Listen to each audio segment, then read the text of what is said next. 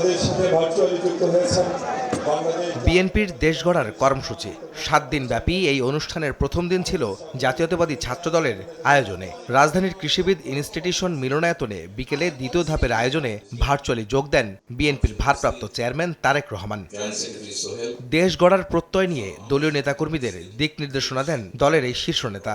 বলেন, স্বৈরাচারী সরকার জুলাই আন্দোলনে যেভাবে হাজার হাজার মানুষ হত্যা করেছে, ঠিক সেভাবে ৭১-এর মহান স্বাধীনতা যুদ্ধে দেশের লাখ লাখ মানুষকে হত্যা ও নারীদের সম্ভ্রমহানি করেছে একটি দল, যারা এখন নিজেদের পক্ষে ভোট টানতে মহান আল্লাহর সঙ্গে শিরক করতেও ছাড়ছে না।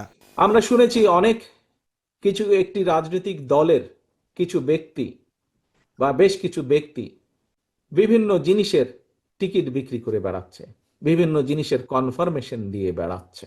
যেটি আমার না, সেটির কমিটমেন্ট যদি করি তাহলে আমি তার সাথে পাল্লা দিচ্ছি।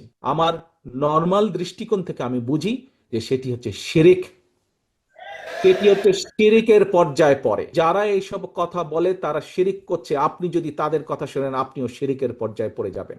যেভাবে পতিত স্বৈরাচার পালিয়ে যাওয়ার আগে হাজারো হাজারো মানুষকে হত্যা করেছিল ক্ষমতা ধরে রাখার জন্য, এই যাদেরকে কেউ কেউ বলে যে একবার দেখুন না এদেরকে, তাদেরকে দেশের মানুষ ৭১ সালেই দেখেছে নিজেদের রাজনৈতিক স্বার্থ রক্ষার্থে লক্ষ লক্ষ মানুষকে শুধু হত্যাই করেনি, তাদের সহকর্মীরা কিভাবে মা বোনদের ইজ্জত পর্যন্ত লুট করেছিল। এই কথাটি আমাদেরকে মনে রাখতে হবে। সামনে কঠিন সময় আসছে সতর্ক করে বিএনপির ভারপ্রাপ্ত চেয়ারম্যান বলেন, পলাতক ফ্যাসিস্ট সরকারের মতো একটি গোষ্ঠী বিএনপির বিরুদ্ধে অপপ্রচার শুরু করেছে। জনগণকে সঙ্গে নিয়ে সব ষড়যন্ত্র রুখে দিতে হবে। এর আগে সকালে কর্মসূচি উদ্বোধন করে দলটির মহাসচিব মির্জা ফখরুল ইসলাম আলমগীর বলেন, ধর্মের নামে বিভাজন ও দলের বিরুদ্ধে একটি গোষ্ঠী অপপ্রচার চালাচ্ছে। সাইবার অপপ্রচারের বিরুদ্ধে ঐক্যবদ্ধ লড়াইয়েরও ডাক দেন তিনি।